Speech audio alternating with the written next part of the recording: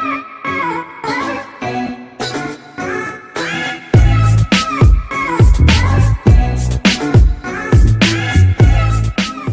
दोस्तों, फिर हम कल का एक छोटा सा टॉपिक रह गया था।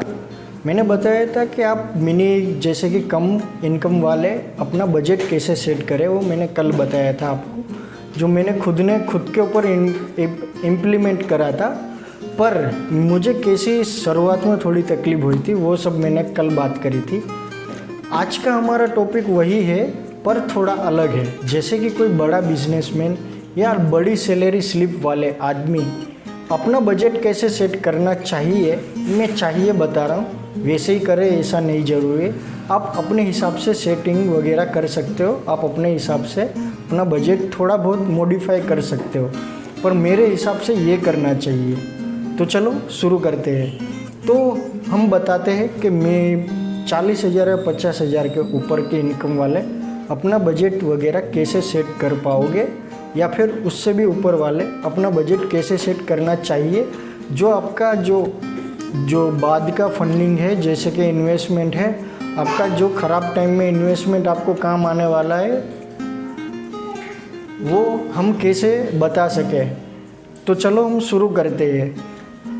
तो आज का जैसे कल था 50-30-20, तो आज हमारा है 40-30-40।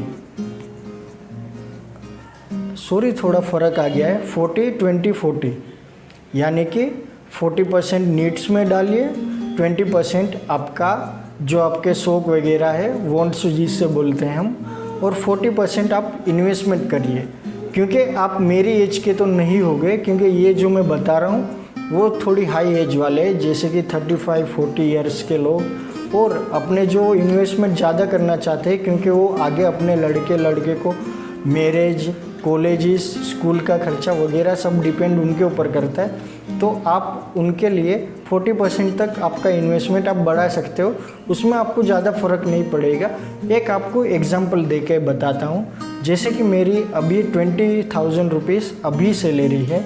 मेरी 10 साल बाद या 15 साल बाद मेरी मिनिमम 2 या 3 गुना तक तो मेरी आराम से सैलरी बढ़ जाएगी।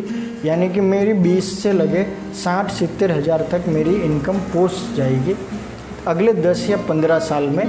तो आप जो पहले 10,000 रुपये में अपना पूरा महीने का बिल चला रहे थे, यानी कि पूरा महीने की नीड्स पूरी कर रहे थे, तो आपकी जैसे देखा जाए तो 40% भी इतना ज़्यादा नहीं होगा, क्योंकि आपकी ओरिजिनल इनकम अभी 60,000 के आसपास हो गई है।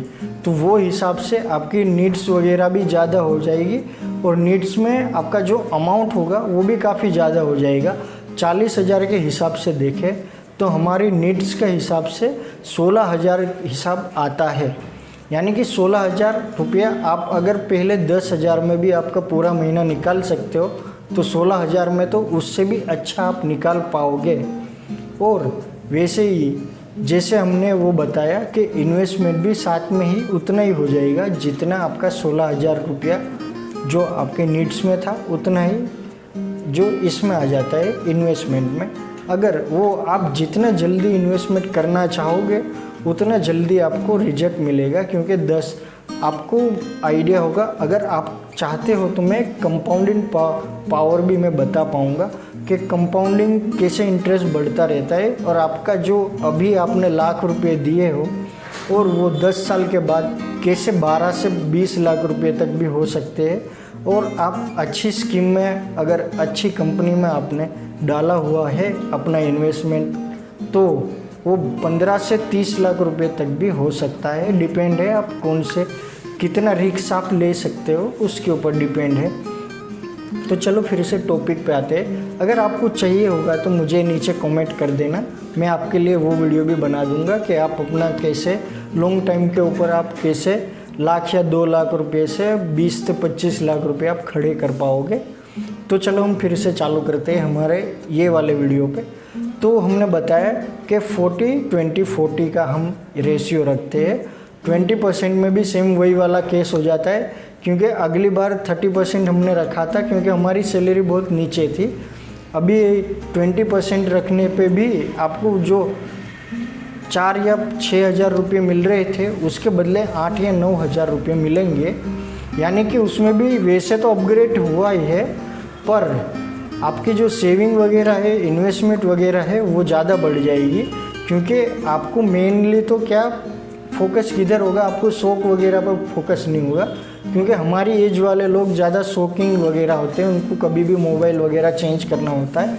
इसलिए मैंने उन लोगों के लिए वो टाइप का सजेशन बताया था कि आप इतनी एज के आदमी हो तो आप ये टाइप का जो हमारा जो सेटलमेंटल मैंने बताए हैं वो हिसाब से आप काम कीजिए। अगर आपको घर पे भी पैसे देना होगा तो भी आप आराम से अपना बजट कर पाओगे। पर ये एज कौन सी रहती है, आपके लड़के बड़े हो जाते हैं, लड़कियां बड़े हो जाती है, उनकी शादी का टेंशन वगैरह रहता है और अपना रिटायरमेंट प्लानिंग वगैरह रहता है। इसलिए मैंने ये डिपार्टमेंट में 20 से लेकर 40 बढ़ा दिया है।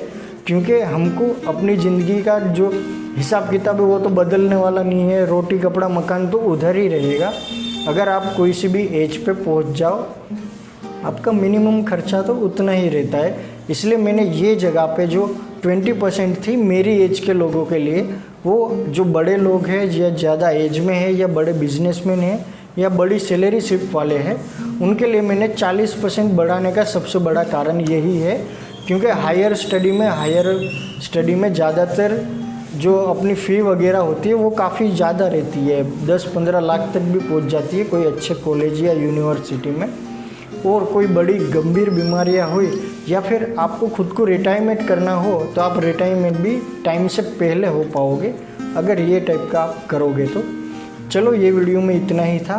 बाकी मुझे जो भी आपको लगे या फिर आपको वो कंपाउंडिंग पाउडर जो मैंने बताया था कि कंपाउंडिंग का क्या पावर है, आप कैसे छोटे मोटे इन्वेस्टमेंट से ज़्यादातर रिटर्न पा सकते हो और कैसे आप नॉर्मली सेविंग से अब अच्छी खासी ज़िंदगी जी सकते हो, वो मैं आपको अगले वीडियो में बताऊंगा। तो चलो चलते हैं।